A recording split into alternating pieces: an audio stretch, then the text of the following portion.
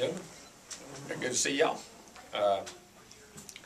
Watched the film, looked at the Wake Forest game, had plenty of mistakes and plenty of little things we have to fix, and there's still some good things on there. So we have to learn, the word for us right now is consistency, and we have to learn to play more consistent. We making big plays on offense, had 12 of them.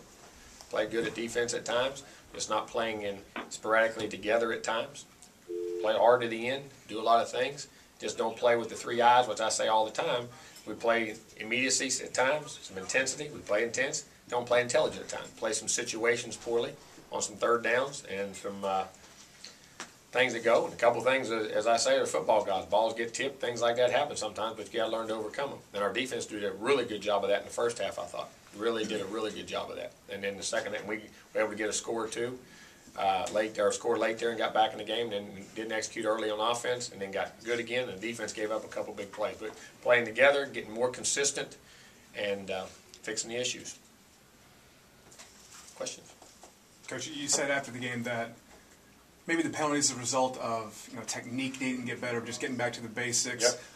I mean, you only get these kids 20 hours a week. Is there enough time to do things like that with all the game playing you need to do? There is. I mean, you just got to get it when. And that's why maturity is a factor. You know what I mean? Maturity. That's why you always say when you have teams, people talk about young teams. They say that sometimes they'll do those things because they haven't been in practice so much where it's ingrained, where it's a habit so much because they're worried about the game plan and thinking that the technique is not second nature at times, and sometimes that is a problem. But when you're playing younger guys, that's the risk when you play younger guys that are talented. Sometimes that happens. But we have plenty enough time. We just got to refine it and demand it and be technically sound. Tell them when they're right, show them when they're wrong, and just keep doing it over and over until they get it and try to fix it. But you can do it because everybody else is doing it. Do you have an update on Chris Thompson? Yeah, I mean Chris is back, doing very well. He broke T5 and T6 in his back. But it was what they called a stable. It was unstable and stable in the back breaks, or what the doctor explained to me when I went to the hospital after the game. He explained it. You have stable and unstable breaks. In other words, unstable means surgery. It can be neurological and things like that. Stable, there's breaks, but they can be healed without surgery. Being in a brace, probably up to 3 months. I can't think of the kind of brace they put on him, and but he actually can do. He flew back home last night. Was in good spirits. Actually doing.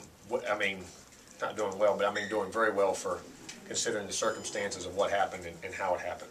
And the outcome looks very good, for him to do. Is that a career-ending injury? I don't think so. I mean, we have to wait and see how things heal. Anytime with that, it's the healing process. But I asked our trainers, I said, it could be, and he said, no, it just depends on how it heals. It could still be okay. So, I think that's down the road you got to see, but that's not the plan as of now. What about Dadko? Dadko's shoulders, or he's rehab here. I mean, is he? He's going to have another surgery. Yeah. You got to have another surgery. He's done this year. Unless he's trying to strengthen and do, and he wants to try to do that. See if he can bring the strength back in him, like he did last year. What he did last year. See if he can salvage any. But I don't know if that's the right thing to do. Again, doctor's thing. That's why we elected not to play him then. He tried to spend 2 weeks and build the strength back in his shoulders, and he didn't have much of those other 2 games. He kept it from us a little bit. Right. You know what I mean? But he's an extremely. He played last year like that, and so he definitely won't play this weekend. And I don't want to say he won't, but I doubt he'll play the rest of the year. Anybody else? Ask me. I have to think about it. I'm trying to think how of did that. they come out? Actually, much better than we thought. Not what they said. I mean, they had us that he could be done for a while if he takes one good shot, one good pop, and actually come out very well. I mean, considering and felt very good. I mean, he come out of the game much better than he did in practice last week. Believe that or not. I mean, and same thing. Jimbo, combination of the outcome Saturday and Chris's injury. Have you ever walked off the football field any more disappointed? Oh, yeah. Oh, yeah. Bunch of times. But I mean, you're a head coach now. Yeah. I'm sure you're talking about. That's still, as a coach, you take it, it's still your team. I was assistant coach, I always thought it was still all of us. We don't look at it like that. As a head coach, you're taking responsibility for it all. But I've been disappointed before, and I always, as a team, I've never looked at things, even when I was assistant, as me. You know what I'm saying? It's always us. And you're disappointed. There's no doubt. But I've been disappointed, and that's part of athletics that goes with it. There's disappointment, there's doubt, there's questions. That goes with athletics. And that's part of the business, and that's what you have to fix, and And if you're tough enough and smart enough, you figure them out and you survive. Where are you at now? Doubt, questions? Where are you at? No, feel good. I mean, I know the answers. Just got to get, I know what to do. We just got to get it done and know how to go about it. We have enough talent to do it. We have good players. We have good people. Got to go coach it and fix it. Coach, it looked like some of the players were getting off some of their social media this morning. Was that a team decision or their decision? I guess it was. I have no idea. It wasn't my decision. Oh, cut all y'all's info off, huh? Yeah. Well, I don't think it's smart. Oh, no. There's no benefit. Tell me a benefit for getting on it. Because the only thing that comes back is negative. And they read all the stuff that people say. And I told them, I said, be careful. Be careful on that stuff. And don't listen to it and don't reply back. Because people, if you got books, they're going to hit you. They're going to say things and they're going to do things. And you find out they love you when you win. They're brutal when you lose. And the only thing you can do, and I want them, don't be replying back. Don't be saying things. Be smart. And don't put yourself in a bad predicament and say something you regret when frustration sets in. Or you get mad at somebody for saying something. Because they can say it behind words. And for us, I don't ever ban it, and I never have. But I know schools that do. I don't think it's a good thing. I don't think it's a good thing for college kids at all, because I think they get exposed to things that they have no business being exposed to at that age as they're developing. Well, and that's something, even 5 years ago you didn't have to deal with. Oh, it's a big part of what you have to deal with. Tell that coach. stuff to Jacoby McDaniel to his face 5 or 10 years ago. Now they can just do it behind a Oh, keyboard. anybody can. That's what I say. Social media has changed everything. Right. It's changed the perception, and don't think it don't affect kids. I mean, I hate to say it, I've been places and been things that suicides have occurred because of that on kids. And if you don't think it happened, you're sticking your head in the sand as a fan and as a person. I've seen it happen. Jimbo, Wilder pushed the pile a couple times, the second one being the touchdown.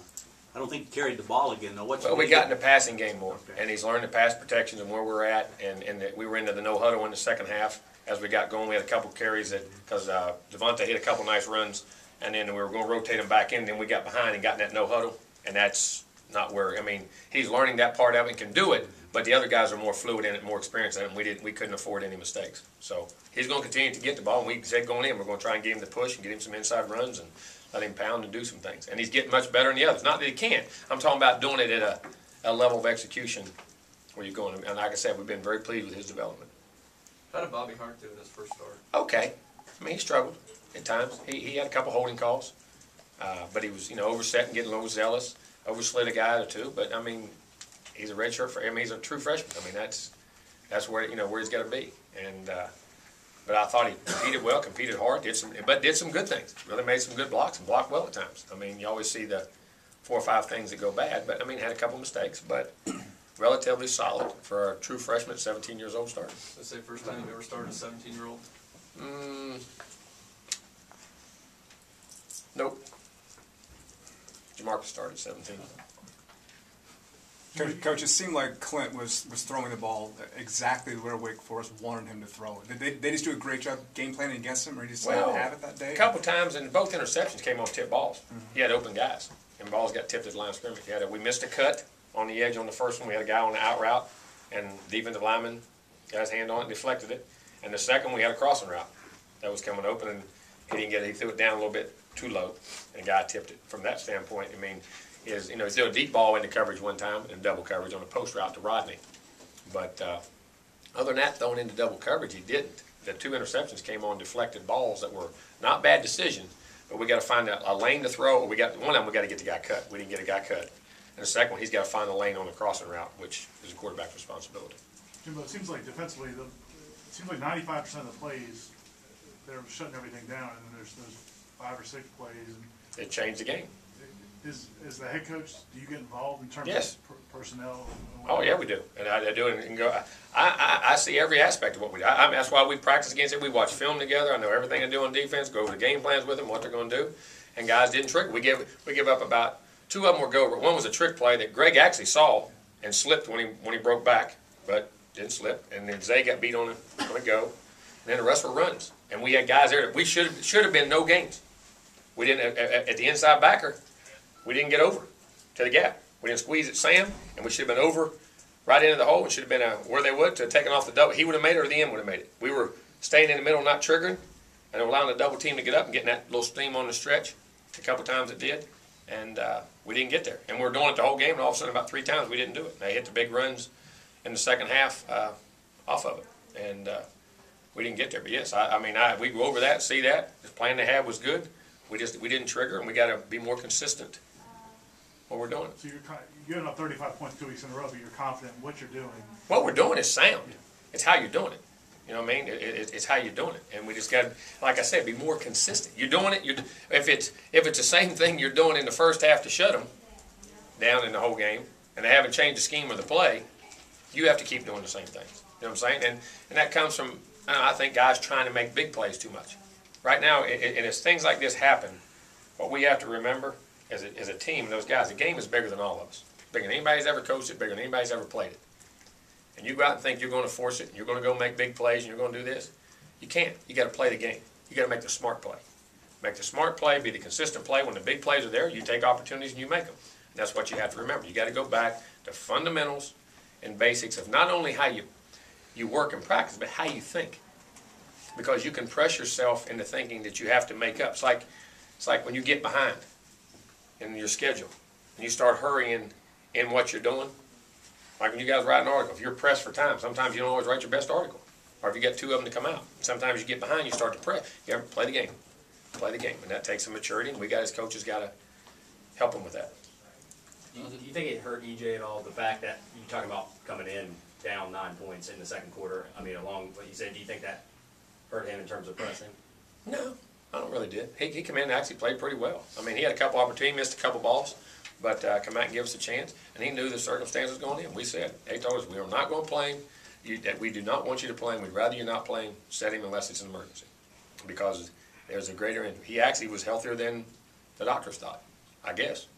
But I mean, and we got lucky. We didn't have that hit and the numbness. You don't really know the next day, but he said he feels good. So we went into it, and he didn't. I thought he played well in that first drive and got us back in the game. And second drive, we come out, got the sack, and we missed the assignment right there and had a chance with a big play. And then the next series, he missed a throw, missed Rodney on a slant route that could have got us down there, and then we got back in the game, moved it. But I mean, he didn't seem depressed. He went in pretty relaxed and took it straight down the field. Jimbo, he didn't have a lot of game history with Rashad. Most of that had been with Trickett. But it seemed like right off the bat, that was his go-to guy. I mean, is he already... When the calls and the reads, that's where the reads took him. I mean, he has the ability to go to all 5 guys. I mean, he gets the field and he gets freedom. And we had other routes called. He went the other, went backside. But Rashad runs good routes. I mean, he gets where he's supposed to be. He gets open. I mean, all right, you want to play receiver? Here, you guys want to find me a receiver? Find a guy that gets open and catches the ball. That's what, I mean, it comes down to. Do you get open? Do you catch the ball? In the end, I mean, that's really what it comes down to, and he does that. I mean, he knows where he's going. He finds it. And he had a little mistake one time on a third down. He tried to bow back for a big play. You know what I'm saying? Some of that youth, as many big plays he had, it cost us a. And he's the first one to say, I'm sorry, he went to tuck it in, said, I could get that big play, been making a bunch of them. You know what I mean? And trying to press. All of a sudden, I think I got all big plays and could have had a 6-yard gain. But the guy gets open, and he's smart, and he makes plays, and he catches the ball. And, those guys, there gets to be, like you said, gets to be a trust factor. You trust a guy. When you're in battle, and you're competing, man, you ain't got to be the best friends. You ain't got to know. You find out who you can lean on. You can tell by the look in their eye and what they do, and he's one of them. He does a really good job. Christian seems to be coming on fast as well, doesn't he? I'm sorry? Christian Green also. He's getting better and better. He's getting better and better. We got to get some blocking things cleared up with all those wide outs. Those young guys, that's the other part you forget about. You get in that run game, there's some push crack responsibilities and how they handle pressure and how they handle support that makes a big difference. And but those guys are learning to make plays. They're getting confident. They've caught balls in games, and they're getting better and better. They're freshmen, and they're getting better. Both of them, I believe, had 100 yards. Are they kind of the model of consistency, I guess? Well, I think Rodney Smith's done some really good things. He didn't have as many big plays in this game, but he played pretty well. He played pretty good the last game at times. He's getting more consistent. That's the thing Rodney's doing. And there's some other guys that are doing there, but those two right now are doing a really fine job. Would you ever, as a head coach, would you ever go to a position coach or a coordinator and say, I want you to play that guy? Yes. So that's yes, I would. If I think it's a problem, yes. I mean, ultimately, yes, I would. I mean, and try to and say we need to make some changes or explain to me why he's not playing. I mean, I think that's my job. Just like everybody's second. I mean, you out there in the media, and I say that everybody's second guess you as a coach. But as a coach, you got to second guess your coaches too, as far as why you're doing things. The key is tell me why, what we're doing, why we're doing it, and how we're doing it. And that's what we got to get to. And that goes at all positions. I mean, that's accountability. We hold the players accountable. Everybody's, you got to do it. Does that get amped up with a 3-game losing streak? Do you talk to them more? Does it? No. I mean, because we're not trying any less. We're not going to try any harder. Right. Sometimes you try harder, the worse you get. We believe in what we believe in, and we got things we got to fix, and we're analyzing things. We're making sure we're dotting I's and crossing T's, but we tried to do that before. I think that part comes, and then you can press there as a coach and everything else that goes into everything. And anytime you don't have success, you always now you analyze. What you guys don't realize is coaches analyze themselves and are more self-critical on themselves than any y'all ever thought of being. I mean, the good ones. I mean, I do everything we ever do after a game, even if it's successful. Could there have been something better? Could there have been something here? You know what I mean? You're always criticizing yourself or analyzing yourself to make sure what you're trying to do. You know what I mean? And sometimes you know the answer, but sometimes there's not a solution, or sometimes there is. I mean, that's the thing as a coach. Sometimes you get handicapped. We know the problems, but sometimes the solution may take some time, or you may have to do it in another way, and that's part of coaching. I mean, that's part of it. We're problem solvers. Everybody sees the problem. We have to figure out a way to solve them. Will you look possibly to making some personnel changes this week, depending on practice? In where? In regard? Well, I mean, that's specific, like offensive line, obviously a struggle. You look to maybe shake some things up there. Yeah, but there's not a lot of guys that stick in there. And then if you'd looked at some of the freshmen, possibly. I mean, as you go, if they're ready. I mean, if they're ready to go, that's the other part of it you're trying to answer. I mean, there's not a lot of linemen. I mean, Faircloth he's blocking a guy and gets a scout DB accidentally runs into him, and he ain't even really blowing scout. I mean, it's a going through assignment, and he gets a concussion and was having a good week of practice. You know what I mean? I mean, it was just a freak thing. There's not a lot of body because you lost Snyder, you lost Sanderson, you lost Dadco. You know, it's not excuse. We got to figure it out. It don't matter. But we're continuing to practice those freshmen, and as they get better and we think they're ready they can get in the game and function and do all that, we would. I mean, we would definitely put them in the game and do it like we did Bobby. You bring people over, Jimbo, midway through. Is our defensive lineman where you might be deeper, or is it too late in the year to do things like that? That's hard to do on the offensive line. I mean, because the offensive line and quarterback are the two positions that are the hardest to ever walk in a program and play early. I mean, it is, because of the assignments and multiplicity of things that go on at those positions. You know what I mean? I mean, if you had to, you would. But those issues, I mean, to bring another freshman over that hadn't even know your terminology, I mean, it'd be very difficult. 2 questions left. Coach, Florida State, Thanks, Florida State and Miami are all unranked this week. First time since 1982. We all know what this state produces high school-wise. I mean, just how bizarre a phenomenon is that? Well, since 1982. It's 29 years.